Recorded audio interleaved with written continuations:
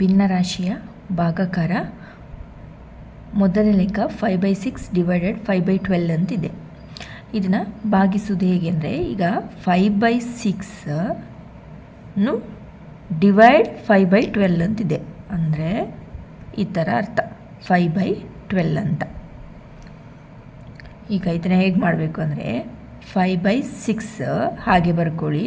ಇದು ಮೇಲಕ್ಕೆ ಹೋದಾಗ ಈ ಡಿವಿಷನ್ ಇದ್ದದ್ದು ಏನಾಗ್ತದೆ, ಮಲ್ಟಿಪ್ಲಿಕೇಶನ್.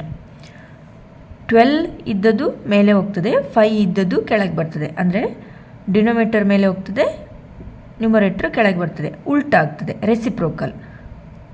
12/5 ಡಿವಿಷನ್ ಇದ್ದದ್ದು ಮಲ್ಟಿಪ್ಲಿಕೇಶನ್ ಆಗ್ತದೆ. ಈಗ ಇದನ್ನು ಸಿಂಪ್ಲಿಫೈ ಮಾಡಿ. 6 1 6, 6 2 12, ಈ 5ಕ್ಕೆ 5 ಕ್ಯಾನ್ಸಲ್. ಈಗ ಎಷ್ಟು ಉಳಿತು, 2. ಉತ್ತರ ಎಷ್ಟು, 2. ಮುಂದಿನ ಲೆಕ್ಕ 4/5 ಡಿವೈಡೆಡ್ 2 ಅಂತಿದೆ. 2ನ ಕೆಳಗೆ ಏನಿಲ್ಲ ಅಂದರೆ 1 ಅಂತ ಅರ್ಥ. ಈಗ ಇದನ್ನು ಹೇಗೆ ಮಾಡ್ತೀರಾ, 4/5 ಹಾಗೆ ಬರ್ಕೊಳ್ಳಿ.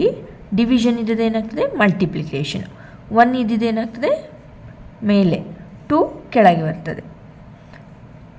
ಈಗ ಇದನ್ನು ಸಿಂಪ್ಲಿಫೈ ಮಾಡಿ. 2 1 2, 2 2 4. ಈಗ ಗುಣಾಕಾರ ಮಾಡಿ. 2 1 2, 5 1 5. ಆನ್ಸರ್ ಎಷ್ಟು, 2/5. ಈಗ ಮುಂದಿನ ಲೆಕ್ಕ. ಇದನ್ನೇನು ಮಾಡಬೇಕಂದ್ರೆ, ಮೊದಲಿಗೆ ಇದೆರಡನ್ನು ಭಾಗಿಸಿ.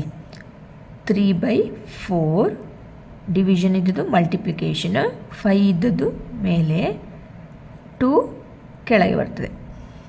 ಈಗೇನು ಮಾಡಿ, ಮಲ್ಟಿಪ್ಲಿಕೇಶನ್ ಮಾಡಿ.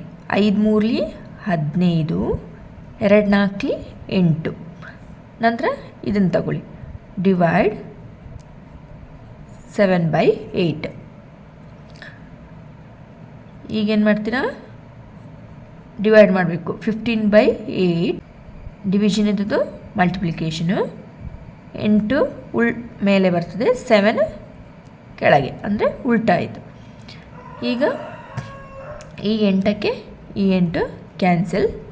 ಈಗ ಎಷ್ಟು ಉಳಿತು, 15 ಡಿವೈಡೆಡ್ 7, 15/7 ಆನ್ಸರ್.